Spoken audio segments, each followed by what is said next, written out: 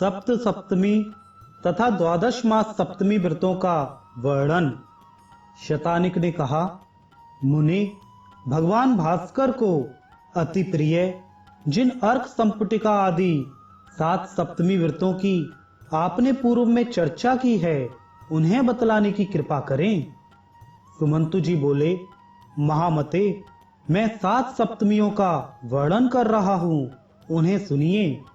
पहली सप्तमी अर्क संपुटिका नाम की है, दूसरी मरीच सप्तमी, तीसरी निम्ब सप्तमी, चौथी फल सप्तमी, पांचवी अनोदना सप्तमी, छठी विजय सप्तमी तथा 7वीं कामिका नाम की सप्तमी है। इनकी संक्षिप्त विधि इस प्रकार है। उत्तरायण या दक्षिणायन में शुक्ल पक्ष में रविवार के दिन ग्रहण में पुलिंगवाची नक्षत्र में इन सप्तमी व्रतों को ग्रहण करना चाहिए। व्रती को जितेंद्रिय, पवित्रता संपन्न और ब्रह्मचारी होकर सूर्य की अर्चना में रत रहना चाहिए तथा जप होम आदि से तत्पर रहना चाहिए। व्रती को चाहिए कि पंचमी के दिन एक भुक्त रहकर षष्ठी के दिन जितेंद्रिय रहे एवं निंद पदार्थों का भक्षण ना करे। अर्क सेवन से पहले सप्तमी मरीच से दूसरी सप्तमी तथा निम्ब पत्र से तीसरी सप्तमी व्यतीत करे। फल सप्तमी में फलों का भक्षण करना चाहिए। अनोदना सप्तमी के दिन अन्न भक्षण ना करके उपवास करें। विजय सप्तमी के दिन वायु भक्षण कर उपवास करें।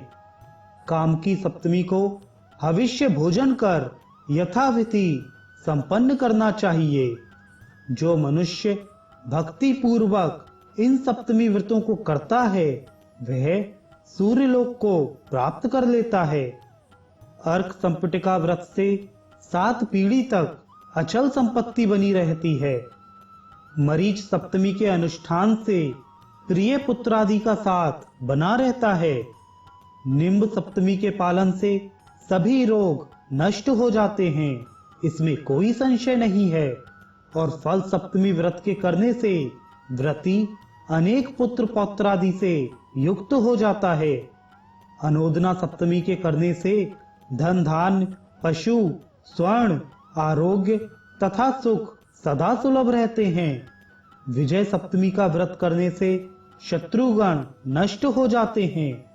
कामिका सप्तमी का विधिवत अनुष्ठान करने से पुत्र की कामना करने वाला पुत्र, अर्थ की कामना करने वाला अर्थ, विद्या प्राप्ति की कामना करने वाला विद्या और राज्य की कामना करने वाला राज्य प्राप्त कर लेता है।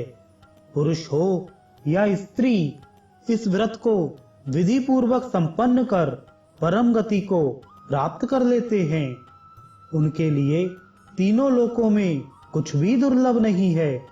उनके कुल में ना कोई अंधा होता है, ना कुष्ठी, ना नपुंसक और ना कोई विकलांग तथा ना निर्धन। लोभवश, प्रमादवश या अज्ञानवश यदि व्रत भंग हो जाए तो 3 दिन तक भोजन ना करें और मुंडन कराकर प्रायश्चित करें। पुनः व्रत के नियमों को ग्रहण करें। सुमंतु जी ने कहा, राजन, चैत्र आदि 12 मासों की शुक्ल सप्तमियों में गोमय, यावक, सूखे पत्ते, दूध अथवा भिक्षण कर अथवा एक भुक्त रहकर उपवास करना चाहिए।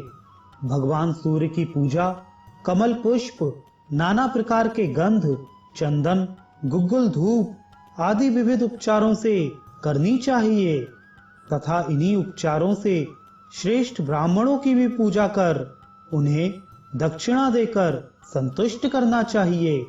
इससे व्रती को अपार दक्षिणा वाले यज्ञों का फल प्राप्त होता है और वह सूर्यलोक में पूजित होता है। चैत्र आदि 12 महीनों में पूजित होने वाले भगवान सूर्य के 12 नाम इस प्रकार हैं।